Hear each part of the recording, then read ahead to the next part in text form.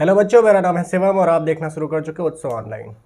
आज भी हमने सीखना स्टार्ट किया बायोमॉलिक्यूल्स। और बायोमॉलिक्यूल्स हमने इसके पहले वाली क्लास में सीखा था जो है बायोमॉलिक्यूल्स के बारे में थोड़ा बहुत, ठीक है। और आज जो है हम बायोमॉलिक्यूल्स में स्टार्ट करेंगे। इसके पहले हमने अमीनो एसिड को देखा था और आज हम स्टार्ट करेंगे लिपिड के बारे में। तो लिपिड के बारे में जानने से पहले अच्छा हम आपको किताबी ज्ञान नहीं, इससे पहले थोड़ा कहानी सुन लेंगे तो ज़्यादा अच्छा है, क्योंकि बायोमॉलिक्यूल्स को इतना हवा बना दिया कि बहुत है, वो होता है, कठिन होता है, समझ में नहीं आता। मैं आपको बताऊँ, अगर बायोमॉलिक्यूल्स आप दिल से पढ़िए, सच में बता रहे हैं, उससे अच्छा चैप्टर मुझे कोई लगता ही नहीं है। बहुत ईजी चैप्टर है, ठीक है। तो बायोमॉलिक्यूल्स पढ़िए आप, बड़ा मज़ा आएगा, ठीक है। तो पहले मेरी कहानी सुन लीजिए, इसके बाद हम किताब की ओर बढ़ेंगे, ठीक है। तो बायोमॉलिक्यूल्स में कुछ ऐसा होता है, देखिए। बायोमॉलिक्यूल्स में जो है, सॉरी हाँ, एसिड में, सॉरी लिपिड में। लिपिड पहली चीज़ तो देखिए कि ये जो होते हैं ये वाटर में जनरली इनसॉल्युबल होते हैं। ये वाटर में इनसॉल्युबल होता है, ये सिंपली फैटी एसिड होते हैं, सॉरी हाँ, ये सिंपली फैटी एसिड होते हैं, ठीक है। और इसके अलावा जो है इनमें जो है एक चीज़ और देखिए कि ये कार्बन चेन होती है, सारा गेम ऐसे देखिए, और यहाँ पे जो है कार्बोक्सिलिक ग्रुप लगा होता है, ठीक है। और ये जो कार्बन चेन होती है इसको हम आर ग्रुप कार्बन चेन कहते हैं, ठीक है। आर ग्रुप कार्बन चेन कहते हैं। इसकी ये जो होती है 1 से 19 तक होती है, ठीक है। तो मतलब आपका ये समझ लीजिए कि लिपिड जो है ज़्यादा से ज़्यादा 20 होगा, ये 19 होगी, और प्लस इसको ऐड कर दिया जाए, मतलब ये ऐड नहीं होता है, समझ रहे हैं ना। अगर आपको पूछा जाए कि एक कार्बन चेन बताइए, अगर किसी भी कार्बन चेन पूछी जाएगी तो उसमें कहा जाएगा कि कार्बन चेन अगर पूछी जाए, ठीक है, कार्बन चेन पूछी तो मतलब ये है कि आर ग्रुप की चेन पूछी जा रही है, ठीक है, आर ग्रुप पूछी जा रही है। आर ग्रुप, अगर आर ग्रुप सुनी सॉरी, अगर पूरी कार्बन चेन पूछी जाए तो 20 होगी, ठीक है, किसी भी चीज़ की 19 + 1 20। और अगर सिर्फ आर ग्रुप का कार्बन पूछा जाए तो टोटल सिर्फ 19 ही होगा, ठीक है। समझ पा रहे हैं हम क्या क्या बताना चाह रहे हैं? हम ये कह रहे हैं आपको कि जैसे आर ग्रुप जो हमारा होता है वो इंक्लूड नहीं होता कार्बन चेन में। कार्बन चेन जब पूछी जाएगी इसमें पूरे कितने कार्बन की चेन होती है तो बताएंगे आप 19 + 1 20। लेकिन जो आर ग्रुप हमारा होता है, आर ग्रुप के जितने कार्बन होता है 1 से 19 होते हैं, जिसमें हमारा कार्बोक्सिलिक ग्रुप ऐड नहीं होता है, ठीक है। ये इतनी कहानी इसकी है नॉर्मल सी। इसके बाद इसमें क्या होता है, एक शब्द आता है सैचुरेशन अनसैचुरेशन, ठीक है। सैचुरेटेड अनसैचुरेटेड, सैचुरेटेड अनसैचुरेटेड में देखिए, ये तो आपको पता है, अगर केमिस्ट्री आपने थोड़ा बहुत सीखी होगी तो जहाँ पे सिंगल बॉन्ड होता है वो सैचुरेटेड होता है, जहाँ पे डबल ट्रिपल मल्टीपल बॉन्ड होता है वो अनसैचुरेटेड होता है, ठीक है। अब इसमें भी कहानी दिखा रहे हैं आपको हम थोड़ा, ठीक है। तो इसमें भी ऐसा ही है, सैचुरेटेड जो होते हैं हमारे, वो जो सैचुरेटेड होंगे उनका क्या मेल्टिंग पॉइंट ज़्यादा होगा, ठीक है, उनकी पैकिंग बहुत अच्छे से हो जाएगी, ठीक है। तो उनमें क्या आपके जितने भी घी वगैरह मार्केट में आते हैं ये सब चीज़ें लिपिड हो जाएंगे, ठीक है। और इसके अलावा जो अनसैचुरेटेड होते हैं उनमें क्या कि जहाँ से अनसैचुरेशन स्टार्ट हो जाएगा वहाँ पे जहाँ डबल बॉन्ड या ट्रिपल मल्टीपल बॉन्ड पाया जाएगा वहाँ उसको हम क्या कहते हैं, वहाँ हम कहेंगे किंक, उसको हम कहेंगे किंक, वो किंक होता है। और किंक के अलावा एक चीज़ देखिए आप, जो अनसैचुरेशन हो, जब अनसैचुरेटेड जो होगा उसमें क्या उसका मेल्टिंग पॉइंट बहुत कम होगा। मेल्टिंग पॉइंट बहुत कम होने का मतलब होगा कि वो जमे उमेगा जल्दी नहीं, ठीक है। इसके अलावा इसमें क्या है कि इसका जो अनसैचुरेटेड में इसका जो मेल्टिंग पॉइंट है इसकी पैकिंग बहुत कम होगी, ठीक है, इसकी पैकिंग बहुत अच्छे से नहीं हो पाएगी। तो इसमें जैसे कि आपके सभी ऑयल्स आते हैं, ठीक है, जिंजली ऑयल्स है, मस्टर्ड ऑयल्स है, तो ये सारे इसमें आते हैं, ठीक है। तो ये इतना हो गया। इसके बाद जो आपको नेक्स्ट टॉपिक पढ़ना है वो है हमारा जो है मेटाबोलाइट्स, ठीक है। Metabolites, primary and secondary metabolites. तो मेटाबोलाइट्स को पहले ऐसा समझ लीजिए कि जैसे हमारी मेटाबोलाइट्स कैसे जाइए, मेटाबॉलिज्म से, जो हमारी बॉडी के अंदर मेटाबॉलिक रिएक्शंस होती है, जो हमारी बॉडी में एनाबॉलिक कैटाबॉलिक रिएक्शंस होती हैं उसको हम कहते हैं मेटाबॉलिज्म, ठीक है। और जो उन्हीं रिएक्शंस का जो है जो फॉर्म होता है उसी को हम कहते हैं मेटाबोलाइट्स, वहीं से वो निकल के आया है मेटाबोलाइट्स, ठीक है। तो मेटाबोलाइट्स उसको कहते हैं जैसे जो हमारी बॉडी में जो रिएक्शंस होती है उसको हम कहते हैं मेटाबॉलिज्म, ठीक है। All chemical reaction in our body, ठीक है, इज कॉल्ड मेटाबॉलिज्म। बट जो हमारी बॉडी में रिएक्शंस हो रही हैं 2 टाइप्स होते हैं, जैसे एनाबॉलिक कैटाबॉलिक, ठीक है। एनाबॉलिक मतलब जैसे कि 3 + 3 ऐड करके 6 बन गया, और जो कैटाबॉलिक होता है इसमें क्या होता है 6 है तो यहाँ पे 3 + 3 हो जाए। कैटाबॉलिक मतलब टूटना, एनाबॉलिक मतलब जुड़ना। तो जो टूटने और जुड़ने का इनका जो ये सिस्टम होता है, जैसे एक चीज़ को क्या कहते हैं, इसको हम कहते हैं मेटाबोलाइट्स, ठीक है। जैसे कि आप एनाबॉलिक या कैटाबॉलिक, किसी एक एनाबॉलिक को आप मेटाबोलाइट्स कह दीजिए, कैटाबॉलिक को आप जो है मेटाबोलाइट्स कह दीजिए। अब मेटाबोलाइट्स में कहानी ये है, मेटाबोलाइट्स में जो है वो 2 टाइप्स के होते हैं, प्राइमरी और सेकेंडरी, प्राइमरी और सेकेंडरी, ठीक है, प्राइमरी और सेकेंडरी में ऐसा होगा कुछ कि आप जो है प्राइमरी और सेकेंडरी में कि प्राइमरी वो चीज़ें हैं जो हमारे लिए ज़रूरी हैं, ठीक है। प्राइमरी मेटाबॉलिट्स, हमारी बॉडी में ऐसे कुछ चीज कोई है कुछ जो कि हमारी बॉडी में है जिसका हमें यूज ना पता हो, ऐसा कुछ भी नहीं है, ठीक है। ऐसा कुछ भी, यहाँ तक हमें नाखूनों को तक का यूज पता कि हमें एक दूसरे को वो करने में, झपट्टा बनने में काम आता है। इसके अलावा हमें ऐसी, हमारी बॉडी में ऐसा कुछ भी नहीं जिसका यूज हमें ना पता हो। ऐसा कुछ है क्या कि हमारी बॉडी में है और उसका यूज कोई और कर रहा है? नहीं है ना, सब हमारे यूज का ही है। जितना भी ऑर्गन्स है, जो भी है, सब हमारे यूज के, जितने भी पार्ट्स हैं, ठीक है। तो ऐसे क्या होता है कि इसको हम कहते हैं प्राइमरी मेटाबोलाइट्स, ठीक है, इसको हम कहते हैं प्राइमरी मेटाबोलाइट्स। बट कुछ प्लांट्स में, कुछ फंगस में क्या होते हैं, कुछ ऐसी चीज़ें होती हैं जिनको हम वो यूज तो नहीं करना जानते, और आज तक हम भी उनका यूज नहीं पता कर पाए कि आखिर वो उसमें है क्यों, ठीक है। लेकिन हमारे लिए बड़ी हेल्पफुल है, ठीक है, वो हमारे लिए बहुत हेल्पफुल है। जैसे कि आप सेंट देख लीजिए, ठीक है, सेंट वगैरह है, बहुत सारी चीज़ें हैं, ठीक है, हम जो यूज करते हैं, तो उनको उसका यूज नहीं पता है, बट हमें उसका यूज पता है, ठीक है। तो वो उनके यूज की तो नहीं है, लेकिन हमारे यूज की बहुत ज़्यादा है। सेकेंडरी मेटाबोलाइट्स वो हैं, ठीक है। सेकेंडरी मेटाबोलाइट्स वही होते हैं जो उन्हें तो नहीं पता, और आज तक उनकी ज़रूरत को नहीं पता कर पाया क्या है, ठीक है। तो वो पढ़ना है। उसके बाद देखिए थर्ड जो होगा, उसमें एक जो हमने इसके पहले वाली क्लास में आपको पढ़ाया था, माइक्रोमोलिक्यूल्स, ठीक है, जो 18 से 800 डाल्टन तक होते हैं, इनको माइक्रोमोलिक्यूल्स कहते हैं। माइक्रोमोलिक्यूल्स जो अंदर छन्ने से निकल के छन के नीचे चले गए थे जार में। मैक्रोमोलिक्यूल्स वो थे जो ऊपर छन्ने में ही रुक गए थे, ठीक है। तो आगे का खेल जो है माइक्रो का है। माइक्रो में पढ़ना है कि जो लिपिड्स होते हैं उनमें, सॉरी हाँ, ये जो लिपिड है इनमें जो है, जो ये होते हैं फैटी एसिड, ये 3-4, हाँ, इनके आगे फिर लिपिड में उसमें एक्सेप्शन आपको पढ़ना है, उसमें क्या है, ठीक है, कि उसको माइक्रो है बट माइक्रो में रखा जाता है। ये सब कहानी आपको आगे पढ़नी है। तो बहुत ज़्यादा ईजी, बहुत ज़्यादा हार्ड कुछ भी नहीं है, ठीक है। बहुत नॉर्मली, बहुत सिंपल तरीकों से आपको हम सिखाएंगे। देखिए थोड़ा स्टार्ट करते हैं, ठीक है। तो पहली चीज़ हमें क्या सीखनी है? लिपिड, ठीक है। पहली चीज़ हमें क्या सीखनी है? लिपिड।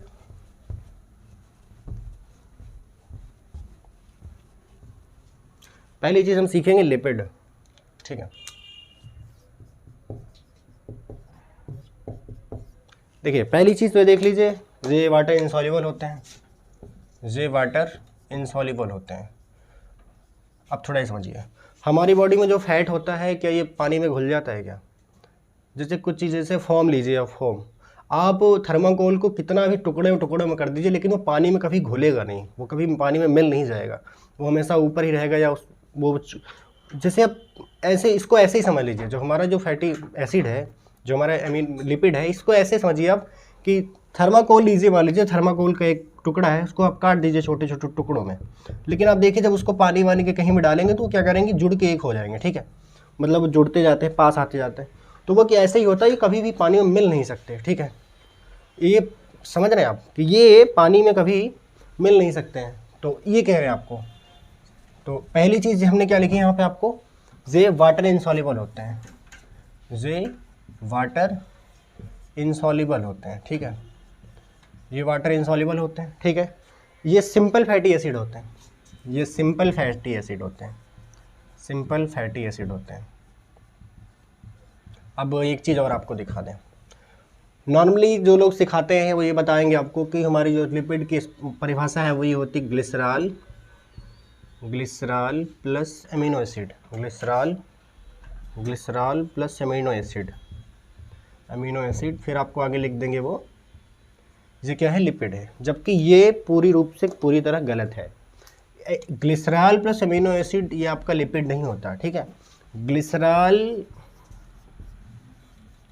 प्लस अमीनो एसिड ये आपका फैट होता है, ये आपका फैट होता है, ठीक है। और हाँ एक चीज़ देखिए, ये भी आपके लिपिड के पार्ट हैं, ठीक है। ये जो आपका ग्लिसरॉल है ये भी आपका लिपिड है, ये भी इसको भी हम लिपिड में पढ़ेंगे, ठीक है। जो हमारा ग्लिसरॉल है इसको भी हम लिपिड में ही पढ़ेंगे। इसके अलावा ये जो हमारा ग्लिसरॉल है इसको भी हम लिपिड में पढ़ते हैं, ये जो हमारा अमीनो एसिड है इसको भी हम लिपिड में ही पढ़ते हैं, और फैट तो हमारा लिपिड का एक बड़ा पार्ट है ही है, ठीक है। तो हमने क्या दिखा आपको कि ग्लिसरॉल प्लस अमीनो एसिड जो आप पढ़ते हैं कि लिपिड होता है, ये गलत है। Glycerol plus amino acid fat होता है, और फैट एक अमीनो एसिड का बड़ा, सॉरी लिपिड का एक बड़ा पार्ट है, ठीक है। इतनी चीज़ें, इसके अलावा इसमें आपको कुछ भी नहीं जानना था, ठीक है। इतना हमने जान लिया। इसके बाद अब आप आगे बढ़ते हैं, ठीक है। इसमें हमने 3 बातें आपको बताई। पहली चीज़ है वाटर इनसॉल्युबल होते हैं, दूसरी चीज़ सिंपल फैटी एसिड होते हैं, तीसरी चीज़ क्या है, वाटर, ये क्या बताया हमने आपको कि ये जो होते हैं ग्लिसरॉल प्लस अमीनो एसिड को जोड़ के जो फैट बनता है ना कि लिपिड बनते हैं, ठीक है। इसके अलावा आगे की कहानी देखिए आप, इसमें ये है कि इसका जो ग्रुप होता है, ठीक है, इसका जो कार्बोक्सिलिक ग्रुप होता है, ठीक है। तो इसमें देखिए आप, ये इधर देखिए, ठीक। अब इसके आगे मान लीजिए हमने लिख दिया CH2, ठीक, CH2 COH, ठीक है। ये देखिए आप, एक चीज़ देखिए आप, ये जो हमारे, इसको हम कहते हैं R ग्रुप, इसको हम कहते हैं R ग्रुप। R ग्रुप मतलब R carbon chain, R group की कार्बन चेन जो हमारी होती है, इसका जो नंबर होता है 1 से 19 तक होता है। 1 से 19 तक हमारी R ग्रुप की कार्बन चेन होती है। 19 ये जितनी भी होती है, जैसे 1 से 19 तक होती है, तो इसमें ये हमारा जो हमारा कार्बोनिक ग्रुप लास्ट में लगा होता है, ये इसमें ऐड नहीं होता है, ठीक है। तो जैसे कि किसी भी कंपाउंड का या किसी भी उसका, जैसे आर्किनॉइड ले लीजिए, ठीक है। जैसे हमारा आर्किनॉइड ले लीजिए, आर्किनॉइड में हमारे क्या है कि इसमें टोटल जो है कितने हैं, देखिए आर्किनॉइड में क्या लिखा, सॉरी हाँ, जैसे कि हमारा आर्किनॉइड ले लीजिए, ठीक है। इसमें 20 कार्बन है, ठीक है। तो 20 कार्बन इसमें क्या है कि 20 कार्बन हमारा, अब जैसे आर्किनॉइड, ठीक है, आर्किनॉइड, इसमें हम आपको एग्जांपल दिखा रहे हैं, आर्किडोनिक, ठीक, पैल्मेटिक एसिड, ठीक है। इसमें देखिए, हाँ, अब आर्किडोनिक में देखिए कि यहाँ पे 20 है, यहाँ पे 16 है, ठीक है। ऐसे समझिए आप, आर्किडोनिक जो हमारा होता है, इसमें हमारा 20 कार्बन होते हैं टोटल, ठीक है। अब इसमें अगर ये पूछा जाए कि इसमें आर ग्रुप के कार्बन कितने हैं, अगर इसमें ये पूछा जाए तो आर ग्रुप के कार्बन कितने हैं, तो 20 - 1 हम इसलिए घटा रहे हैं क्योंकि हमने कहा था कि हमारा जो कार्बोक्सिलिक ग्रुप होगा, ये हमारा एड इसमें नहीं होगा, ठीक है। तो उसका कार्बन इसमें ऐड नहीं करेंगे। 20 - 1 मतलब 19 मतलब हमारा ये आर ग्रुप है। आर ग्रुप की जो हमारी कार्बन चेन है ये 19 की है, ठीक। ऐसे ही हमारा पैल्मेटिक एसिड में भी है, इसमें हमने क्या लिखा है कि 16, तो 16 - 1 बराबर 15, 15 ग्रुप का हमारा, 15 मेंबर कार्बन का हमारा आर ग्रुप चेन है, ठीक है। तो इसका मतलब हमने जो इतना आपको दिखाया ये है कि जो हमारी ये जो ऐसे हमने जिग जगह स्ट्रक्चर बनाया है, ये हमारा कार्बन चेन होता है। ये हमारा 1 से 19 तक होगा, ये टोटल हमारा 1 से 19 तक होगा, 1 से 19 तक होगा। और इसमें हमारा कार्बोक्सिलिक ग्रुप जो होगा वो ऐड नहीं होगा, ठीक है। इसमें जो हमारा कार्बोक्सिलिक ग्रुप होगा, जो भी होगा एसिडिक जो भी, ये हमारा ऐड नहीं होगा, ठीक है। 1 से 19 हमारा यही रहेगा यहाँ से यहाँ तक, ठीक। 20वीं जो चीज़ होगी वो अलग होगी। तो इसका मतलब ये है कि 19 ये है, तो हमारा ये समझिए कि अमीन जो हमारा लिपिड होता है ये 20 से ज़्यादा नहीं होता, ठीक है। सॉरी, ये हमारा 20 से ज़्यादा नहीं होता है, ठीक है। 19 आप इसको जोड़ लीजिए, सबसे बड़ी जो चैन बनेगी 19 से एक ये 20, ठीक है। 20 से ज़्यादा नहीं बन पाता, ठीक है। तो इतनी कहानी इसमें थी, बहुत ज़्यादा इसमें नहीं थी। तो आप ये चीज़ समझ गए होंगे कि इसमें आर ग्रुप का क्या, आर ग्रुप, अगर इसमें आर ग्रुप का कार्बन पूछे तो कितने होगा। जैसे आपने हमें बताया कि आर्किडोनिक में अगर 20, ऐसे समझिए आप, कोई भी है उसका जो है, आप अगर कि कुछ भी दे दिया गया, आर्किडोनिक छोड़ दीजिए आप, ये तो भाई एनसीईआरटी में आपके मेंशन है, ठीक है। आर्किडोनिक पैल्मेटिक एसिड, इसमें देखिए मान लीजिए कोई ऐसा है जिसका ये कह दिया जाए कि जो कार्बन ग्रुप, जो आर ग्रुप की चैन है ये 17 है, ठीक है, 17 है। तो अब इसका जो है टोटल कार्बन चैन बताइए। तो इसमें क्या करना है आपको, 17 17 + 1 बराबर 18, ठीक है। और अगर ये पूछा जाए कि कोई ऐसा ग्रुप है, कोई ऐसा वो है जिसका, तो जिसके में टोटल कार्बन चेन 14 है, ठीक है, 14 है।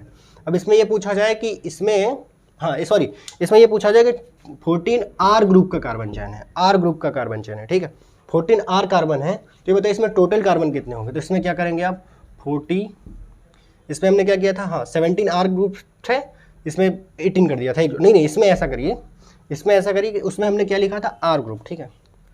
इसको शायद हम लिख नहीं रहे, आप समझ नहीं पा रहे। हमने ये कहा कि इसमें 17 आर ग्रुप के हमारे कार्बन है, ठीक है। तो टोटल कार्बन कितने होंगे, तो टोटल हमारे कार्बन कितने निकले, 18। टोटल हमने क्या निकाला, 18, ठीक है। इसमें पूछा जाए कि 14 कार्बन टोटल है, तो ये बताइए आर ग्रुप का क्या होगा। तो आर ग्रुप में हम क्या करेंगे, 14 में से 1 घटा देंगे तो हमारा हो जाएगा 13 हमारा हो जाएगा टोटल आर, ठीक है। टोटल आर, यहाँ हमारा टोटल सी निकला, यहाँ हमारा टोटल आर निकला। तो टोटल सी, टोटल आर आप समझ गए होंगे। टोटल सी मतलब हमारा वो होता है पूरा 19 ये प्लस 1 ये 20 पूरा ऐड करना, ठीक है। अब 19 में इधर 3 हो, 4 हो, 5 हो, 10 हो, 15 हो, ये टोटल इधर वाला, एक इधर वाला, ये पूरा ऐड कर देंगे तो क्या हो जाएगा हमारा, ये एक है, इसको हम ऐड नहीं करते हैं, ये हमारा जितना भी है इसको ऐड कर देंगे तो हमारा टोटल निकल जाएगा।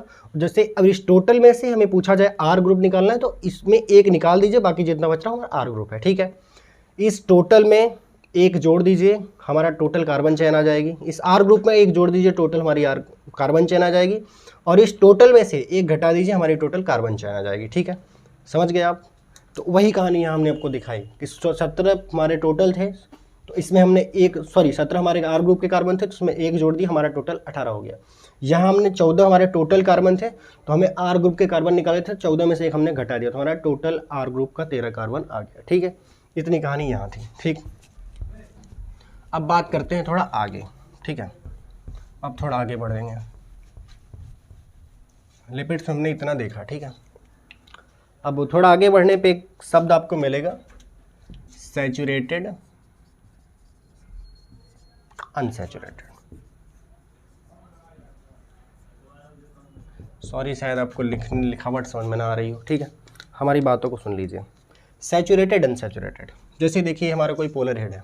ठीक है, ये सपोज दैट हमारा कोई पोलर हेड है, और यहाँ भी हमने कोई अपना पोलर हेड बना दिया। ठीक है, अब देखिए आप, यहाँ पे हमारा सैचुरेटेड होगा तो मतलब सेम बॉन्ड होंगे, तो ये ऐसे ऐसे ऐसे बढ़ती जाएगी चैन। ठीक है, ठीक ऐसे ऐसे। ठीक है, ये हमारा पोलर हेड है, ये हमारा पोलर हेड है, ये पोलर हेड है। ठीक है, ये भी हमारा पोलर हेड है। ठीक है, इसमें देखिए यहाँ पे कोई भी हमारा मल्टीपल बॉन्ड नहीं मिला, सिंगल डबल ट्रिपल। ठीक है, डबल बॉन्ड या ट्रिपल बॉन्ड नहीं मिला, तो यहाँ पे हमारी ये चैन जो है सही रही। इसके बाद देखिए कि यहाँ पे जो है ये हमारी पैकिंग बहुत अच्छी हो गई। ठीक है, ये जो पैकिंग होती है यहाँ पे हमारा PO4, ये हमारा PO4 प्रेजेंट होता है, जिसको हम कहते हैं फॉस्फेट। ये हमारा यहाँ प्रेजेंट होता है फॉस्फेट। ठीक है, तो ये देखिए आप, जब यहाँ पर कोई भी अनसैचुरेशन प्रेजेंट नहीं होगा, तो यहाँ पे क्या होगी, हमारी पैकिंग बहुत अच्छी होगी। ठीक है, पैकिंग अच्छी होगी। ठीक, इसके अलावा पैकिंग अच्छी होने के अलावा देखिए आप, इसमें क्या होगा, इसका मेल्टिंग पॉइंट ज़्यादा होगा। ठीक है, इसका मेल्टिंग पॉइंट ज़्यादा होगा, इसमें पैकिंग अच्छी होगी, इसका मेल्टिंग पॉइंट ज़्यादा होगा, और जब इसका मेल्टिंग पॉइंट ज़्यादा होगा, इसकी पैकिंग अच्छी होगी। ठीक है, तो ये जब सैचुरेटेड होंगे तो इसकी पैकिंग अच्छी होगी, जो पैकिंग अच्छी है तो मतलब मेल्टिंग पॉइंट अच्छा होगा, मेल्टिंग पॉइंट ज़्यादा होगा, और जब मेल्टिंग पॉइंट अच्छा होगा तो इसमें जो है कि क्या कहते हैं, इसमें क्या होगा, जब हाँ इसमें ये है, जब मेल्टिंग पॉइंट इसका ज़्यादा होगा तो ये क्या करेंगे, ये कभी भी मतलब जैसे ठंडी हो, किसी भी विंटर सीजन कुछ भी हो। ठीक है, विंटर समर, ये कभी भी ऐसा नहीं कि पिघल जाएंगे। ठीक है, ये पिघलने वाले लोग नहीं, ये बहुत मजबूत लोग हैं। ठीक है, तो कभी पिघलते नहीं हैं। ठीक है, तो जैसे आप देखिए घी वगैरह, हमारी जितनी भी घी है, वनस्पति घी है, तो इसमें एग्जाम्पल आप देख लीजिए घी। ठीक है, घी,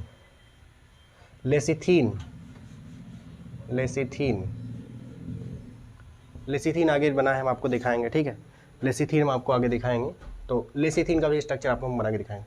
तो इसमें हमने आपको क्या बताया कि ये हमारा जो है, इसमें सैचुरेशन प्रेजेंट होता है, अनसैचुरेशन नहीं होता। तो इसमें क्या होगा, जब अनसैचुरेशन, यहाँ पैकिंग में हमारा इसमें PO4 फॉस्फेट प्रेजेंट होता है। ठीक है, इसके अलावा हमने आपको बताया कि हमारी पैकिंग इसकी बहुत बेहतर होगी। जब पैकिंग बहुत बेहतर होगी तो इसका मतलब मेल्टिंग पॉइंट हमारा इसका बहुत ज़्यादा होगा। मेल्टिंग पॉइंट ज़्यादा होने का मतलब ये है कि ये बहुत जल्दी पिघलने वाले लोग नहीं है। ठीक है, जैसे कि हमने आपको एग्जाम्पल बताया घी या लेसिथीन। ठीक है, लेसिथीन। ठीक, अब हम बात करेंगे इस पे अनसैचुरेशन पे। ठीक है, हमने सेम पोलर हेड यहाँ भी बनाया। ठीक है, सेम पोलर हेड यहाँ भी बनाया, और एक देखिए ऐसे हमारी चैन आ रही थी। इसमें क्या हुआ कि इधर चल रहा था, यहाँ पे हमारा जो है बॉन्ड आ गया। ठीक है, यहाँ पे बॉन्ड हमारा आ गया, यहाँ पे हमारा बॉन्ड पड़ गया, डबल बॉन्ड या ट्रिपल बॉन्ड। ठीक है, तो ये जो हमारा क्या हुआ, यहाँ से ये हमारी भटक गई। ये जो हमारी पैकिंग हो रही थी ऐसे, इधर हमारी चैन सीधे बन रही थी, ये चैन हमारी टेढ़ी हो गई। ठीक है, ये हमारी अलग हो गई। इसको हम क्या कहते हैं, जहाँ पे डबल बॉन्ड या ट्रिपल बॉन्ड या मल्टीपल बॉन्ड, एक से ज़्यादा बॉन्ड पाए जाते हैं, इस कंडीशन को जहाँ पाए जाते हैं इसको हम कहते हैं किंक, KINK। ठीक, इसको हम कहते हैं किंक, इसको ध्यान रखिएगा आप। ठीक है, ये शायद पूछा जा सके, तो इसको हम कहते हैं किंक। और ये हमारा पोलर हेड है, इससे हमने आपको बताया कि एक चैन हमारी सीधी गई। इसके अलावा जहाँ हमारा डबल बॉन्ड या ट्रिपल बॉन्ड, मल्टीपल बॉन्ड पाया गया, वहाँ पे हमारी ये चैन टेढ़ी हो गई। ठीक है, तो इसके बाद इसमें देखिए, जब इसके बाद ये चैन टेढ़ी होगी तो इसका कन्फर्म है इसकी पैकिंग क्या होगी,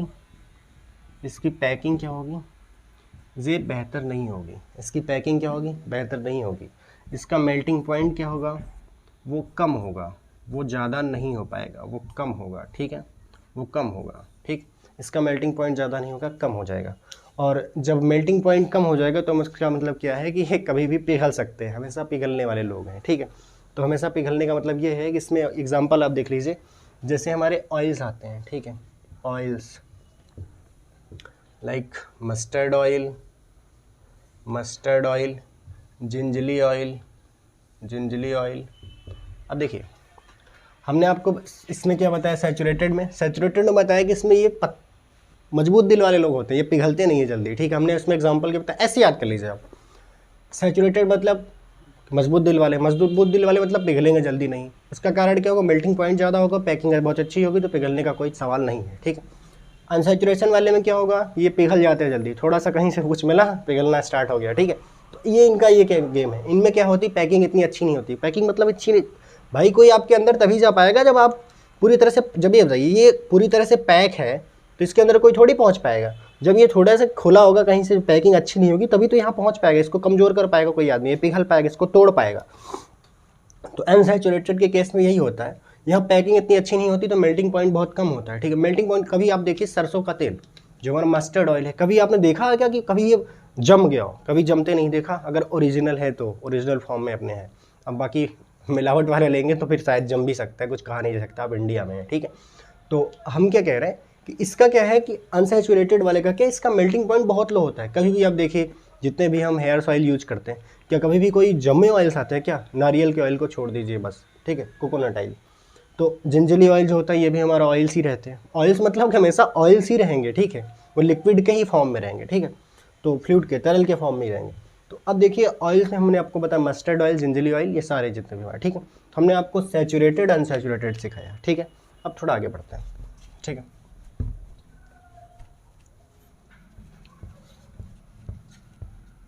अब एक चीज़ और देखिए कि थोड़ा सा इसमें लिपिड के में हम आगे बढ़ने पे हमें क्या मिलेगा। अभी तक हमने अमीनो एसिड्स के बारे में देखा, ठीक है, sorry fatty acid, amino acid नहीं, अमीनो एसिड नहीं, अमीनो एसिड तो हमने पहले ही देखा था, ये हमने लिपिड में देखा। लिपिड में सिंपल फैटी एसिड, ये फैटी एसिड देखिए, ठीक है, अमीनो एसिड नहीं बोल रहा बार बार, सॉरी हमारे मुँह से और गलत आ जा रहा है।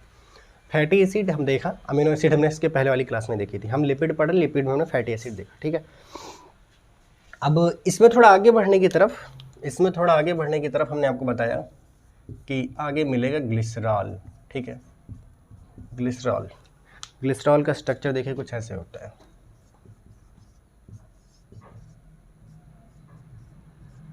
अरे यार,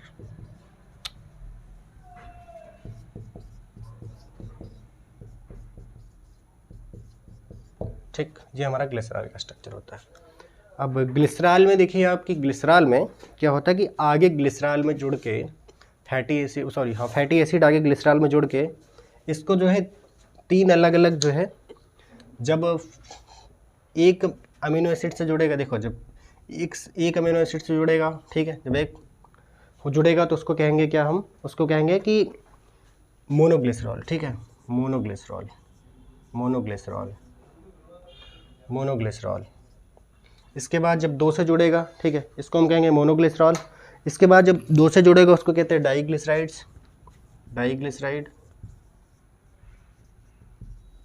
और जब ये तीन से जुड़ेगा तो इसको हम कहते हैं ट्राईग्लिसराइड।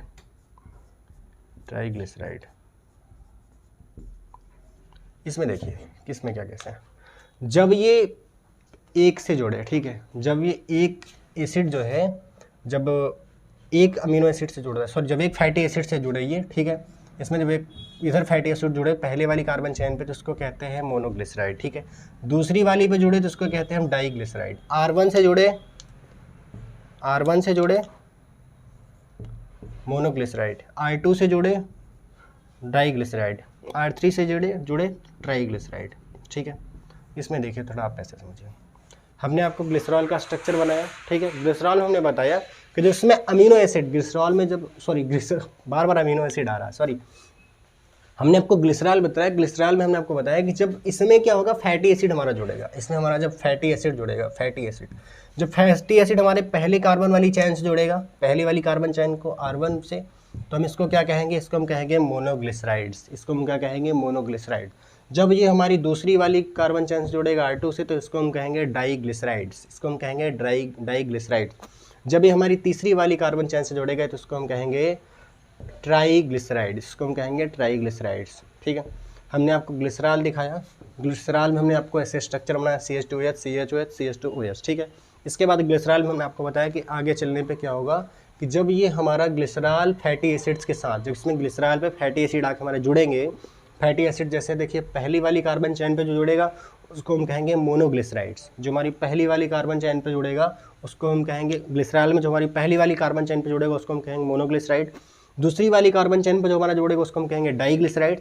और जो तीसरी वाली कार्बन चेन पे हमारा जुड़ेगा उसको हम कहेंगे ट्राइग्लिसराइड। ठीक है, इसके बाद इसमें कुछ भी नहीं पढ़ना है। ठीक, इसके अलावा हमने आपको यहाँ सब बता दिया। ठीक है, और मॉल्टिंग पॉइंट के बेस पे फैट और ऑयल्स होते हैं, फैट ऑयल्स हमने आपको दिखाया। ठीक है, इसमें इसके अलावा कुछ भी नहीं जानना। ठीक, अब थोड़ा सा आगे बढ़ेंगे। ठीक है, अब आगे बढ़ते हैं। ठीक, अब इसमें देखिए जितने भी स्ट्रक्चर बने हैं वो आपको लास्ट में दिखा देंगे जो आपके एनसीईआरटी में बने हैं। ठीक है, हमने फिलहाल ग्लिसरॉल आपको दिखा दिया, और भी जितने हैं वो हम आपको आगे दिखाएंगे। ठीक है,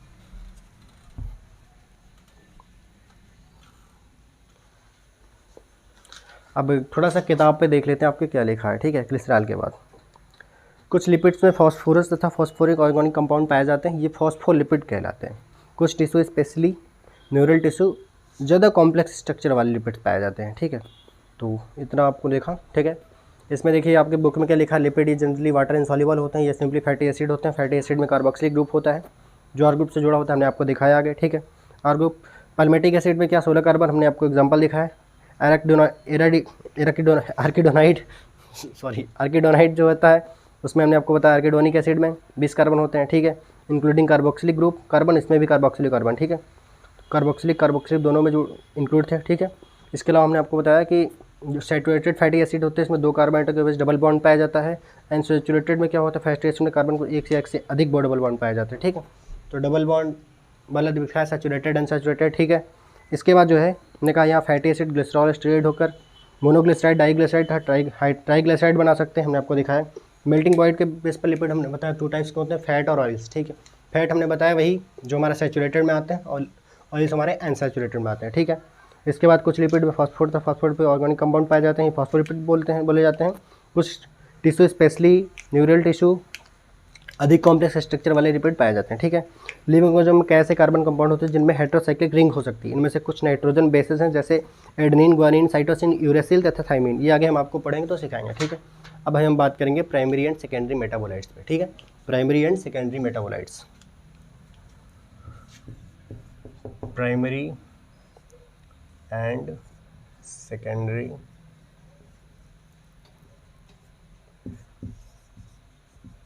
मेटाबोलाइट्स। ठीक, मेटाबोलाइट्स को थोड़ा देखेंगे मेटाबॉलिज्म से। ठीक है, मेटाबॉलिज्म से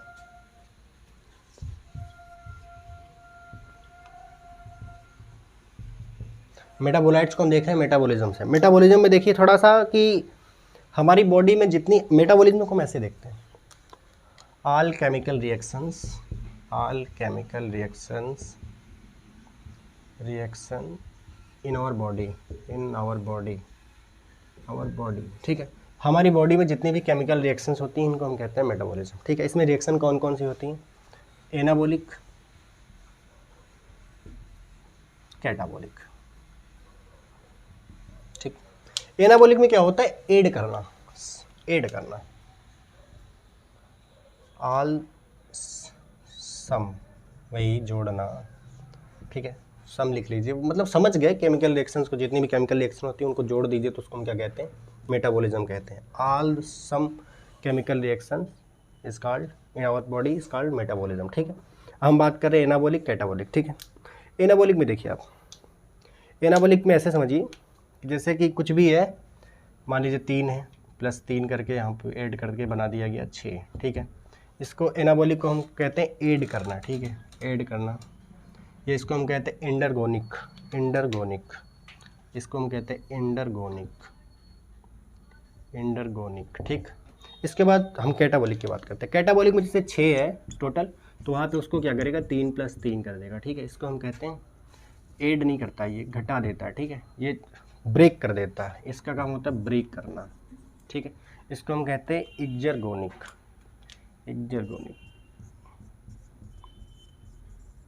ठीक, अब देखिए ऐसा समझिए आप, हमने आपको बताया मेटाबॉलिज्म में आपको मेटाबॉलिक से कहते हैं all the some chemical reaction our body is called metabolic. ठीक है, all the some chemical reaction, सभी प्रकार की जितनी हमारी बॉडी के अंदर मेटाबॉलिक रिएक्शंस होती हैं उनको हम कहते हैं मेटाबॉलिज्म। ठीक है, इतनी बात समझ में आई।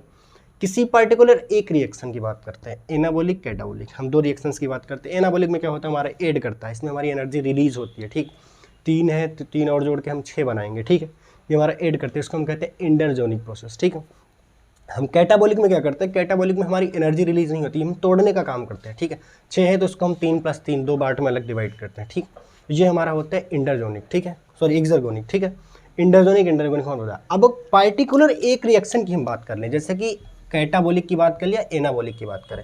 हमने आपको बताया all the some chemical reaction in our body is called metabolism. ठीक है, तो हमने बताया कि सभी को जोड़ के जो आता है उसको हम कहते हैं मेटाबॉलिज्म। ठीक है, बट किसी एक पार्टिकुलर सिंगल रिएक्शन की बात करें, जैसे हम बात कर ले एनाबॉलिक की या फिर कैटाबॉलिक की। ठीक है, इसको हम कहते हैं मेटाबोलाइट्स। तो मेटाबोलाइट्स आपको समझ में आ गया कि मेटाबोलाइट्स किसे कहते हैं। मेटाबोलाइट्स उसी के कहते हैं जो सिंगल पार्टिकुलर किसी एक सिंगल रिएक्शन की बात की जाए उसको कहते हैं मेटाबोलाइट्स। ठीक है, अब आगे बढ़ेंगे। ठीक, मेटाबोलाइट्स आप समझ गए होंगे। ठीक है, मेटाबोलाइट्स आप समझ गए। अब मेटाबोलाइट्स में देखिए आप कि मेटाबोलाइट्स में 2 टाइप्स हैं। ठीक है, मेटाबोलाइट्स में 2 टाइप्स हैं, प्राइमरी सेकेंडरी। ठीक, मेटाबोलाइट्स में 2 टाइप्स हैं, प्राइमरी और सेकेंडरी। ठीक, इसमें देखिए कुछ ऐसी चीज़ें आती हैं प्राइमरी में ऐसे समझिए कि हमने आपको जैसे पहले बताया था कहानी वाले में कि हमारी बॉडी में ऐसा कोई भी ऑर्गन नहीं है जिसका हमें यूज ना पता हो। हमें सबका यूज पता है, सबके बारे में पता है, क्या होता है, कहाँ यूज होता है, सबके बारे में पता है। ठीक है, ऐसा कुछ भी हमारी बॉडी में ऑर्गन नहीं है जिसका हमें यूज ना पता हो या हम उसको नहीं, यहाँ तक कि हमें नाखून नेल्स का भी यूज पता है। दीदी लोगों से पूछना बताएंगे अच्छे से। ठीक है, कि कहाँ यूज होता है। ठीक है, दूसरों को वो करने में, खींचने में। ठीक है, तो ये जो है नेल्स का यूज है। तो हमारी बॉडी में कुछ भी ऐसा नहीं है जो यूज का नहीं है, सब यूज का है। ठीक है, यहाँ तक कि हमारी बॉडी की महिलाओं की जो बॉडी में जो हेयर निकलते हैं सर में, वो भी बेच के बैलून मिल जाते हैं बच्चों को। ठीक है, तो सब कुछ ऐसे ही है। ठीक है, कुछ ऐसा नहीं है कि जो यूज का नहीं है, सब यूज का ही है। ठीक है, हमारी बॉडी में ऐसा कुछ भी नहीं है जो बिना यूज के है कि कोई और यूज कर रहा हो, सब हम ही यूज करते हैं। ठीक है, और दूसरी चीज़ क्या है कि एक चीज़ है सेकेंडरी। तो हमारी बॉडी में जो कुछ भी है सब प्राइमरी ही आता है, प्राइमरी मेटाबोलाइट्स के अंदर ही आता है। सेकेंडरी मेटाबोलाइट्स कुछ भी नहीं आता। सेकेंडरी मेटाबोलाइट ज़्यादातर फंगस में, प्लांट्स में पाए जाते हैं। तो वो ऐसी चीज़ें हैं जैसे कि कुछ ऐसी चीज़ है जो प्लांट्स में प्रेजेंट है, बट प्लांट को उसका यूज ही नहीं पता। प्लांट को छोड़ो, हमें भी नहीं पता कि प्लांट में किस लिए, आज तक हम उसको स्टडी भी नहीं कर पाए, उसको सर्च भी नहीं कर पाए कि आखिर वो प्रेजेंट वहाँ क्यों है, प्लांट्स में या फंगस में वो क्यों प्रेजेंट है। ठीक, तो बस उसके यूज का नहीं था तो क्या हम अपने यूज में लेने लगे। ठीक है, जैसे रबर है, सेंट है, बहुत सी चीज़ें ऐसी हैं। ठीक है, तो उसका यूज हम अपने में लेने लगे। ठीक है, तो ये होता है हमारा प्राइमरी और सेकेंडरी। प्राइमरी का मतलब ये है कि जो हमारी बॉडी में प्रेजेंट है, जो हमें ज़रूरी है, हमारी बॉडी में वही चीज़ प्रेजेंट है। ऐसा कुछ भी नहीं है जो हम किसी और को दे रहे हो या कोई और इसका फ़ायदा उठा रहे हो। ठीक है, बट सेकेंडरी क्या होता है कि किसी प्लांट, ये प्लांट और फंगस में पाए जाते हैं जहाँ पे कि उनको इसका यूज पता ही नहीं है, उसका यूज क्या है। ठीक है, जैसे रिसीन है, रबर है, सेंट है, बहुत सी चीज़ें हम आपको दिखाएंगे आगे।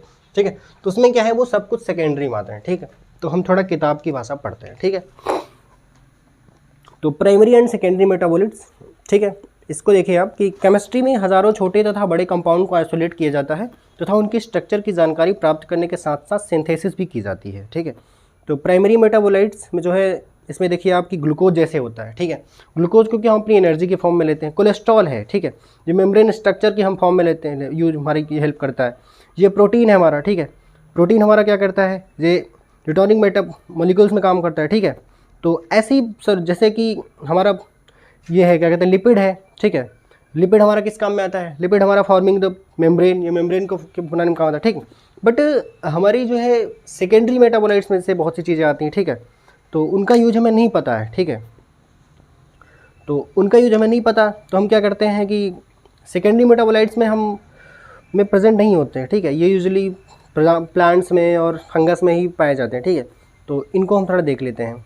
जो आपका इनका पूरा एक देखिए चार्ट बना है, आपकी एनसीईआरटी में एक चार्ट बना है, उसको आप देखिए, उसमें सब कुछ लिखा है। ठीक है, तो उसको हम आपको दिखा रहे हैं। ठीक है, यहीं से हम पढ़ रहे हैं, आप अपनी एनसीईआरटी से हम उसको देखिएगा। हम अपनी एनसीईआरटी में देख रहे हैं, अपनी एनसीईआरटी में देखिएगा। ठीक है, तो सेकेंडरी मेटाबोलाइट्स में प्लांट्स, फंगस तथा माइक्रोबाल सेल्स में एनालिसिस करने पर प्राइमरी मेटाबोलिट्स के अलावा हज़ारों कंपाउंड्स मिलते हैं जिन्हें सेकेंडरी मेटाबोलिट्स कहते हैं। ठीक है, जैसे alkaloids, flavour, rubbers, essential oils, antibiotics, colour pigments, scents, gums, ठीक है। तो जैसे कि ये जितनी चीज़ें हैं उनके लिए इरिवर्सिबल हैं, ठीक है, बट हमारे लिए ये क्या है, कॉमर्शियल है, ठीक है। क्या है बताइए, सेंट का यूज क्या कोई प्लांट यूज करेगा क्या, उसे पता ही नहीं किस लिए है, तो हम उसको छिड़क के क्या पैसे कमाते हैं, हमारे लिए कॉमर्शियल है। रबर उसके लिए नहीं पता, हमारे लिए पता है किस काम में आती है, ठीक। तो बहुत सी चीज़ें जो उनके लिए इरिवर्सिबल है लेकिन हमारे लिए क्या वो कॉमर्शियल है, ठीक है। तो देखिए इसमें चार्ट जो बना है आपके, ठीक है। तो प्राइमरी मेटाबॉलिज्म के का हमने इस वर्क जो है, जो आइडेंटिफिकेशन फंक्शन जो होते हैं वो फिजियोलॉजिकल प्रोसेस में नॉन रोल्स प्ले करते हैं, ठीक है। वो जितने भी प्राइमरी वाले होते हैं उनको पता है, उनका सब रोल पता है क्या है, बट सेकेंडरी में हमें आज तक उनका ये भी नहीं पता कि उनका यूज कहाँ है, उन्हें नहीं पता क्या है, वो हम अपने लिए यूज करते हैं, ठीक है। हमें ये नहीं पता कि प्लांट में क्यों पाए जाते हैं या फंगस में क्यों पाए जाते हैं। हाँ, हमें हमारे लिए वो फायदेमंद है ये तो पता है, ठीक है, बट उनमें वो क्यों पाए जाते हैं ये हमें आज तक पता नहीं है कुछ चीज़ें, ठीक है। तो ये चार्ट देखिए आप, चार्ट में पहली चीज़ लिखी है पिगमेंट्स, ठीक है। पिगमेंट्स में देखिए आप लिखा है कैरोटीनॉइड्स, एंथोसाइक्सिन्स, ठीक है। इसके बाद देखिए लिखा है एल्केनॉइड्स, मॉर्फिन, कोइडिनिन, ठीक है। इसके बाद लिखा है टेरोपेनॉइड्स, इसमें लिखा है मोनोपोटनस, डाइपोटनस, ठीक है। इसमें लिखा है essential oils, lemon grass oils, ठीक है। इसके बाद लिखा है टॉक्सिन्स, आर्बिन, रिसिन। रिसिन देखिए आपके वो जो गाँव में अभी देखिए होलिका आने वाली, होलिका में जो बीच में पौधा लगाया जाता है, एक प्लांट खड़ा किया जाता है, प्लांट उसमें एक पाए जाते हैं, ठीक है, उसको कहते हैं रिसिन। इसके बाद लेक्टिन्स होता है हमारा, ठीक है, ये कॉन्कनेवलिन ऑयल है और ए है, ठीक है। इसके बाद ड्रग्स है, ड्रग्स हमारा विनब्लास्टीन है, कर्मिनिन है, ठीक है। इसके बाद हमारा पॉलीमेरिक सब्सटेंसेस है, जैसे कि इसमें क्या होता है, रबर्स है, गम्स है, सेलुलोज है, ठीक है। तो ये हमारे सब यूज में आती है, ठीक है। इसको आप देख लीजिएगा, ये सब एनसीईआरटी में आपके बने हैं, ठीक है। इसके बाद इसमें ज़्यादा कुछ नहीं देखना था, इसमें जितना था हमने देख लिया, ठीक है। इस चार्ट को एक बार फिर से देख लेते हैं। हमारा पिगमेंट्स है, ठीक है, इसमें हमारा कैरोटीनॉइड्स है, एंथोसाइनेट्स है, ठीक है। इसके बाद एल्केनॉइड्स है, मॉर्फिन्स है, कोडिनिन है। इसके बाद हमारा क्या है, मोनोटेरपेनस है और डाइटरपेंस है। ये हमारा किस में आता है, टेरपेनोइड्स में आता है, ठीक है। ये हमारे टेरपेनोइड्स में जो आता है हमारा ये मोनोटेरपेंस है और डाइटरपेंस है, ठीक है। इसेंशियल साइज में हमारा लेमन ग्रास ऑयल्स। इसके बाद हमारा टॉक्सिन्स में अर्बिन, और इसके बाद लेक्टिन्स में क्या होता है, कॉन्कनेवलिन है, ये होता है हमारा, ठीक है। इसके बाद ड्रग्स में हमारा क्या होता है, विंसोबेलेटिन या करकमीन होता है, ठीक है। इसके बाद हमारा पॉलीमेरिक जो होता है, ये पॉलीमेरिक जो हमारा जो होता है सब्सटेंस जो होता है, रबर होता है, गम्स होता है और सेलुलोज होता है, ठीक है। ये आपकी एनसीईआरटी में मेंशन है, आप देख लीजिएगा चार्ट में। इसको चार्ट में अगर हम बनाएंगे ज़्यादा टाइम लग जाएगा, ठीक है। इसके बाद हम बात करेंगे आगे, ठीक है। अब हमने इसमें देख लिया कि हमारा मेटाबोलाइट्स क्या होता है। अब हम अपने नेक्स्ट टॉपिक में बात करें बायो माइक्रोमोलिक्यूल्स, ठीक है। बायो माइक्रोमोलिक्यूल्स, ठीक है, हम बात करेंगे बायो माइक्रोमोलिक्यूल्स पे, ठीक है। तो अब बायो माइक्रोमोलिक्यूल्स पे हम बात करते हैं, ठीक है। बायो माइक्रोमोलिक्यूल्स, अच्छा पहले आप कहानी उस दिन वाली याद कर लीजिए थोड़ा सा, ठीक है। उस दिन वाली कहानी में हमने आपको क्या बताया था कि माइक्रो हमने एक क्या किया था, जैसे जैसे आपकी एनसीईआरटी ने कही थी, एक प्लांट का टुकड़ा लिया था, उसको तोड़ा था, ठीक है। उसके बाद हमने क्या छन्ना लगाया था, नीचे छाना था, उसमें हमने एसिड डाला था, ठीक है।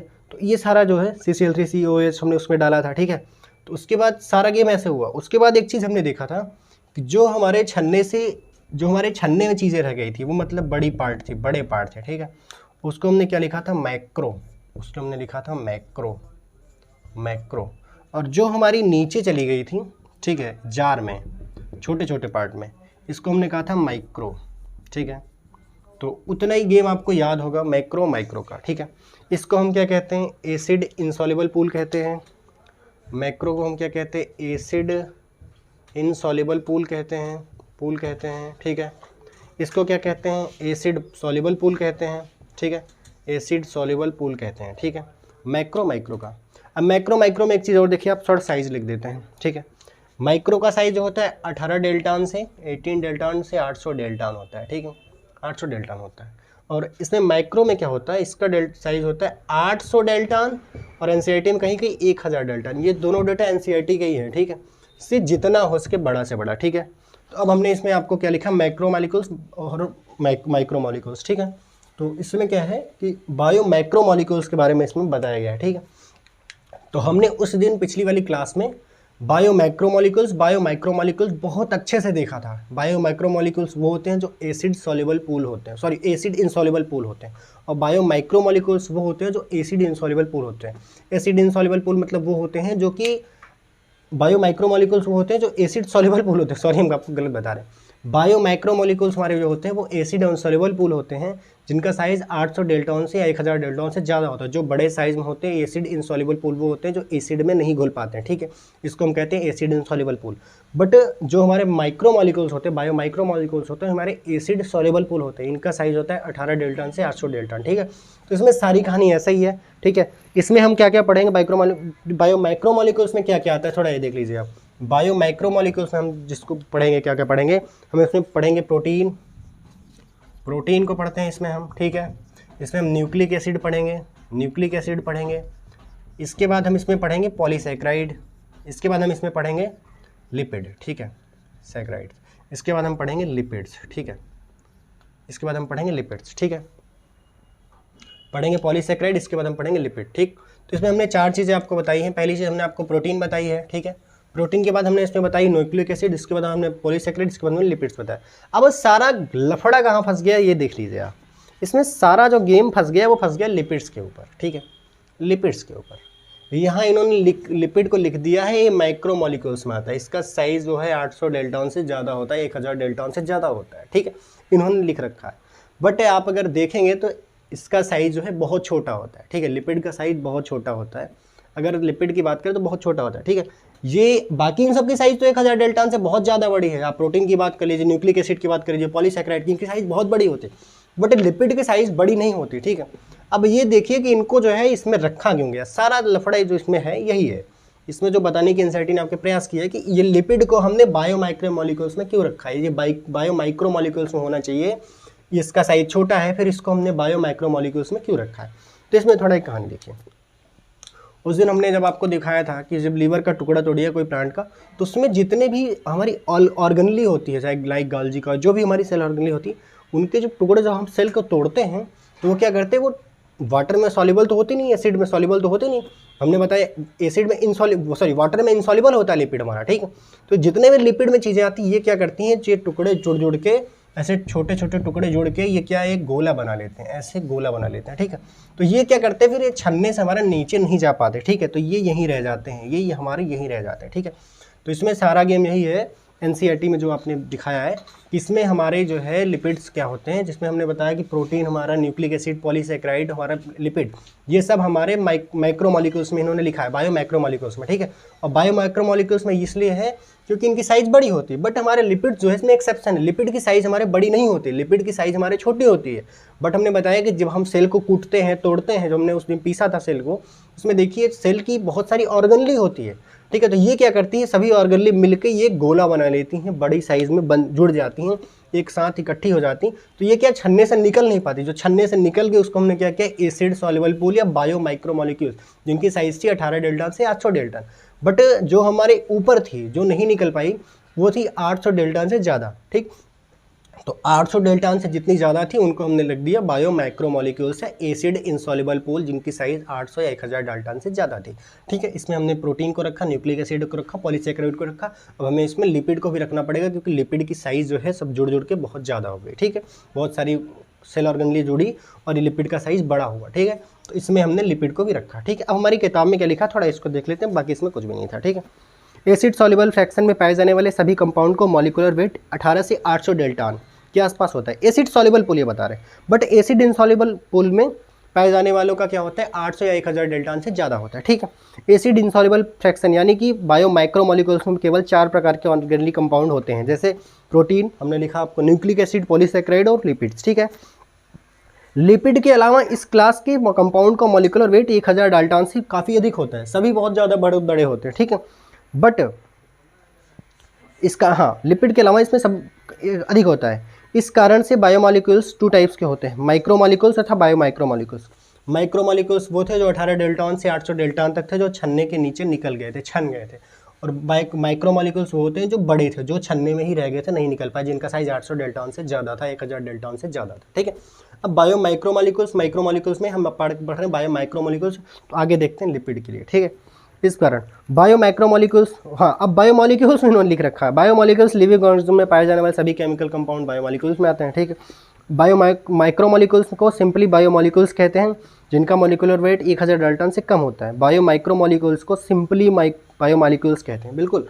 ये माइक्रोमोलिक्यूल्स क्या होते हैं, सिंपली बायोमोलिक्यूल्स कह सकते हैं आप इनको, बहुत छोटे होते हैं, 18 डेल्टन से 800 डेल्टन तक होते हैं, बहुत छोटे होते हैं, इसलिए आप उनको सिंपली बायोमोलिक्यूल्स भी कह सकते हैं, ठीक है। इसके अलावा इसमें क्या लिखा है इन्होंने कि बायो मैक्रोमोलिक्यूल्स या माइक्रोमोलिक्यूल्स या एसिड इनसॉल्युबल फ्रैक्शन में पाए जाते हैं। बिल्कुल, एसिड इनसॉल्युबल फ्रैक्शन मतलब ये छन्ने में छन जाते हैं, एसिड में सॉल्युबल नहीं हो पाते हैं, इसलिए ये छन के अंदर नहीं आ पाते, इसलिए इनको माइक्रोमोलिक्यूल्स या एसिड इनसॉल्युबल फ्रैक्शन कहते हैं, ठीक है। इसके अलावा इसमें कुछ नहीं था, ठीक है। लिपिड को छोड़ के इंसॉल्युबल फ्रैक्शन में पाए जाने वाले सभी मॉलिक्यूल पॉलीमेरिक सब्सटेंस होते हैं, ठीक है। लिपिड को छोड़ के बायोमोलिक्यूल में जितने पाए जाते हैं पॉलीमेरिक सब्सटेंस होते हैं, बड़े साइज में होते हैं या सब पॉलीमेरिक सब्सटेंसेस होते हैं, ठीक है। वास्तव में लिपिड का मॉलिक्यूलर वेट कम होता है, वे केवल ऐसे ही एज नहीं मिलते बल्कि सेल मेम्ब्रेन तथा अदर मेम्ब्रेन जैसे स्ट्रक्चर में भी लगे होते हैं, ठीक है। लिपिड हमने बताया कि सेल मेम्ब्रेन और अदर स्ट्रक्चर में भी लगे होते हैं लिपिड, ठीक है। जब हम एक टिश्यू को पीसते हैं, वही चीज़ यहाँ कहानी बताई गई है, जब हम एक टिश्यू को पूछते हैं तो सेल की संरचना डिस्ट्रक्ट हो जाती है, टूट जाती है, ब्रेक हो जाती है। पीसने से सेल मेम्ब्रेन तथा अदर मेम्ब्रेन्स टुकड़ों में टूटकर वेसल्स बनाते हैं। ये वेसल्स पानी में इंसॉल्युबल होते हैं, इस कारण इन वेसल्स के रूप में मेम्ब्रेन के टुकड़े एसिड इंसॉल्युबल पूल के साथ अलग हो जाते हैं, ठीक है। इसलिए ये माइक्रोमोलिक्यूलर फ्रैक्शन में होते हैं, ठीक है। तो सही अर्थ में लिपिड माइक्रोमोलिक्यूल्स नहीं होते हैं, ठीक है, माइक्रोमोलिक्यूल्स नहीं होते हैं, सही अर्थ में लिपिड जो है माइक्रोमोलिक्यूल्स नहीं होते हैं, बट एसिड सॉल्युबल पूल में वास्तव में साइटोप्लाज्म के साइटोप्लाज्म को रिप्रेजेंट करता है। साइटोप्लाज्म ऑर्गेनेल में पाए जाने वाले माइक्रोमोलिक्यूल्स एसिड इनसॉल्युबल फ्रैक्शन का पार्ट होते हैं, ठीक है।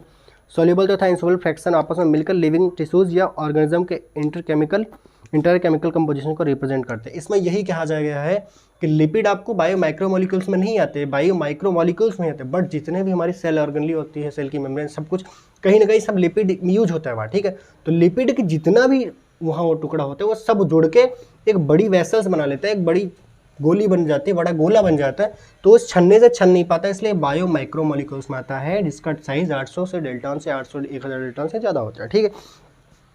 तो लिविंग ऑर्गेनिज्म में वाटर सबसे ज़्यादा मात्रा में पाया जाता है, ये तो आगे वाले चार्ट में, ठीक है। इसके बाद देखिए एक चार्ट आपके यहाँ पे और है, ठीक है। इसके पहले वाला चार्ट हमने दिखाया, ये भी चार्ट हम आपको बना नहीं रहे हैं, ठीक है। इसको भी हम ऐसे ही दिखा दे रहे हैं, ठीक है। आप देख लीजिए एनसीईआरटी में आपको बोल रहे हैं, मिला लीजिए, ठीक। इसमें देखिए आप सबसे जो ज़्यादा मात्रा में हमारा वाटर है, ठीक है, ये हमारा 70 से 90% है, 70 to 90% हमारी बॉडी में 70 से 90% पानी होता है। तो कभी घमंड मत करिएगा, सिर्फ पानी है 70 से 90%, ठीक है। इसके अलावा हमारा प्रोटीन्स है 10 से 15%, ठीक। प्रोटीन हमारा कितना है, 10 से 15% है। इसके अलावा कार्बोहाइड्रेट्स जो हमारा है वो 3% है, मात्र 3% कार्बोहाइड्रेट्स होता है हमारी बॉडी में। इसके अलावा लिपिड्स जो हमारे हैं, लिपिड्स से हमारे 2% होते हैं, और न्यूक्लिक एसिड हमारा जो होता है ये 5 से 7% होते हैं, और बाकी जितने आयंस होते हैं वो 1% होते हैं, ठीक है। तो इसको देखो आप, याद करने का जो तरीका है, सबसे ज़्यादा मात्रा में क्या पाया जाता है, वाटर पाया जाता है, ठीक है। इसके बाद सबसे ज़्यादा मात्रा में क्या पाया जाता है, प्रोटीन पाया जाता है। इसके बाद जो सबसे ज़्यादा मात्रा में पाया जाता है वो क्या पाया जाता है, न्यूक्लिक एसिड पाया जाता है, ठीक है। और न्यूक्लिक एसिड के बाद सबसे ज़्यादा बॉडी में क्या पाया जाता है, कार्बोहाइड्रेट पाया जाता है। इसके बाद क्या पाया जाता है, लिपिड्स पाया जाता है, ठीक है। तो इसके बाद क्या पाया जाता है, आयंस पाए जाते हैं सबसे कम मात्रा में। तो हमारा एक वो है, ठीक है, हमने एक ट्रिक तैयार की है आपके लिए, ठीक है। देखिए, वाटर, प्रोटीन्स, कार्बोहाइड्रेट्स, इसके बाद क्या था, लिपिड्स, न्यूक्लिक एसिड और आयंस, ठीक।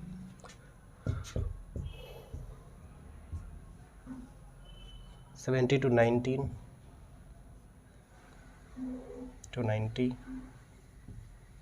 10 to 15 10 to 15, ठीक है। इसके अलावा 3 2 5 to 7 और 1, ठीक है। अब इसमें देखिए आप, यही चार्ट था, हम बनाना नहीं चाह रहे थे, लेकिन एक हमने ट्रिक बनाई इसलिए हमें बनाना पड़ा, ठीक है। इसमें देखिए आप लिखा है वाटर 70 to 90%, 70 से 90% हमारी बॉडी में क्या होता है, वाटर पाया जाता है, पानी पाया जाता है, ठीक है। प्रोटीन हमारी जो होती है वो 10 से 15% पाई जाती है। इसके अलावा हमारा जो कार्बोहाइड्रेट होता है वो 3% पाया जाता है। जो हमारा लिपिड होता है ये 2% पाया जाता है। जो हमारा न्यूक्लिक एसिड होता है ये 5 से 7% पाया जाता है, ये 5 से 7% पाया जाता है, ठीक है। जो बाकी हमारे आयन होते हैं ये हमारे 1% पाए जाते हैं, ठीक है। बाकी जो हमारे आयन होते हैं हमारे 1% पाए जाते हैं, ठीक। अब इसमें देखिए हमने एक लिंक वो बनाया था, ठीक है।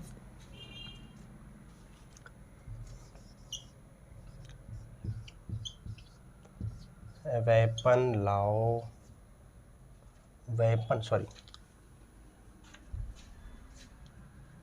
वेपन और कार लाओ, हाँ क्या था, हाँ वेपन कार लाओ इधर, सॉरी और नहीं है, वेपन कार लाओ इधर। अब एक चीज़ देखिए आप, इसमें सबसे ज़्यादा मात्रा में क्या पाया जाने वाला है, वाटर, ठीक है, W वेपन, ठीक है। इसके बाद सबसे ज़्यादा मात्रा में क्या पाया जाने वाला है, प्रोटीन, ठीक है, ठीक है। इसके बाद सबसे ज़्यादा मात्रा में क्या पाया जाने वाला है, न्यूक्लिक एसिड, ठीक है, न्यूक्लिक एसिड, ठीक ठीक। इसके बाद सबसे ज़्यादा मात्रा में क्या पाया जाने वाला है, कार्बोहाइड्रेट, कार्बोहाइड्रेट, सॉरी एक मिनट, थोड़ा सा बहुत अच्छे तरीके से समझ में आ जाएगा आपको, कार्बोहाइड्रेट, ठीक है। वेपन कार, इसके बाद क्या था कि लिपिड, ठीक है, लिपिड लाओ, ठीक, इधर, ठीक।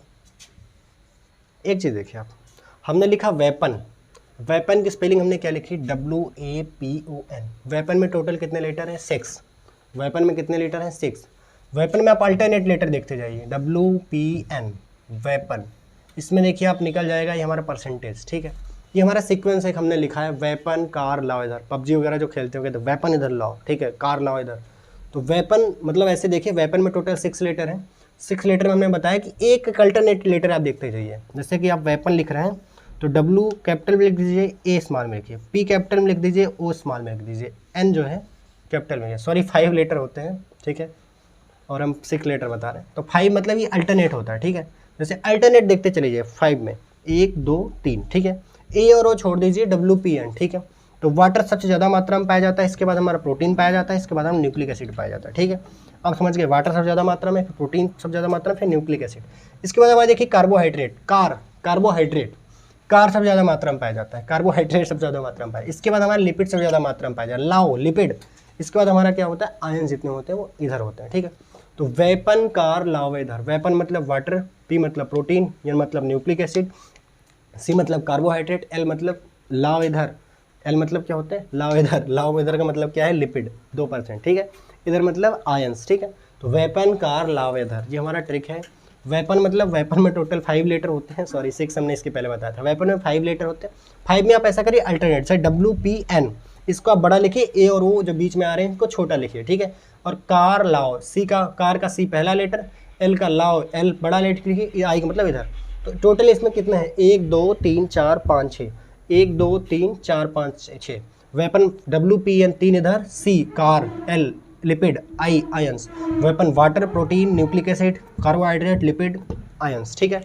तो सबसे ज़्यादा मात्रा में क्या होता है, वाटर होता है, फिर क्या होता है, हमारा प्रोटीन होता है, फिर हमारा न्यूक्लिक एसिड होता है, फिर हमारा कार्बोहाइड्रेट होता है, फिर हमारा क्या होता है, लिपिड होता है, फिर हमारे क्या होते हैं, आयंस होते हैं। सबसे ज़्यादा मात्रा में क्या होता है, वाटर होता है, फिर प्रोटीन होता है, फिर न्यूक्लिक एसिड होता है, फिर कार्बोहाइड्रेट होता है, फिर लिपिड्स होता है, फिर क्या होता है, आयंस होते हैं। तो वेपन कार लाओ इधर, ठीक है। इसको आप थोड़ा ट्रिक को याद रख लीजिएगा, ठीक है।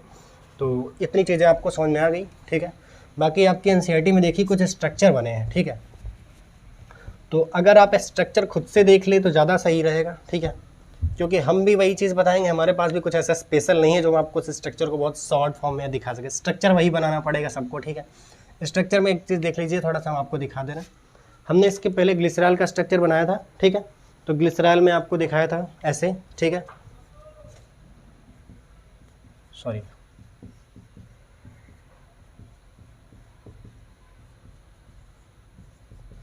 बहुत गलत लिख देते हैं, बहुत गंदा लिख रहे हूँ मैं, मुझे खुद अच्छा नहीं लग रहा, आपको कैसा अच्छा लगेगा, ठीक है। CH2OH CHOH CH2OH, ठीक है। हमने ये आपका ग्लिसरॉल का स्ट्रक्चर बनाया था, इसमें हमने आपको एक चीज़ बताई थी कि जब ग्लिसरॉल में की पहली कार्बन चैन पे अमीनो एसिड जुड़ जाए तो उसको हम क्या कहते हैं, मोनोग्लिसराइड, मोनोग्लिसराइड, ठीक है। इसके बाद जब दूसरी R2, जब R2 पर जुड़ जाए उसको हम क्या बताया, डाईग्लिसराइड, ठीक है, डाईग्लिसराइड, ठीक है। इसके बाद हमने बताया था R3, R3 पे जुड़ जाए उसको हमने बताया था ट्राईग्लिसराइड, ठीक है।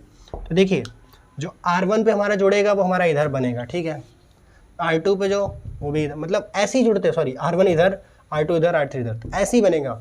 R1 जो होगा मोनोग्लिसराइड, R2 पे जो जुड़ेगा डाईग्लिसराइड, R3 पे जो जुड़ेगा वो ट्राईग्लिसराइड, ठीक है। इतनी चीज़ आप देख लीजिए। अब वो थोड़ा सा आपके NCERT में जो स्ट्रक्चर बने वो आपको हम ऐसे ही किताब को देख के बता दे रहे हैं, ठीक है। क्योंकि यहाँ हम बनाएंगे तो वही चीज़ हम भी यहाँ बनाएंगे, वही चीज़ आप भी बनाएंगे, ठीक है। वैसे भी इतनी अच्छी हमारी हैंड राइटिंग नहीं लग रही जो आपको समझ में भी आ जाएगा, ठीक है। तो इसलिए हमें NCERT में बताना चाहिए। देखिए पहला जो हमारा बना है, देखिए पहला जो एक NCERT में आपके जो इतने स्ट्रक्चर बने हैं, पहली जो स्ट्रक्चर की चैन बनी है शुगर, कार्बोहाइड्रेट, अमीनो एसिड्स, इसको देखें अमीनो एसिड्स, हमने इसको पहले अमीनो एसिड वाले चैप्टर में देख लिया था, ठीक है। ग्लाइसिन, एलानिन और सेरीन। जो इसके पहले शुगर्स बने जितने कार्बोहाइड्रेट्स, उसको आप छोड़ दीजिए, जब आगे पढ़ेंगे कार्बोहाइड्रेट्स में पढ़ेंगे। आप नीचे से स्टार्ट करिए पैल्मेटिक एसिड से, ठीक है।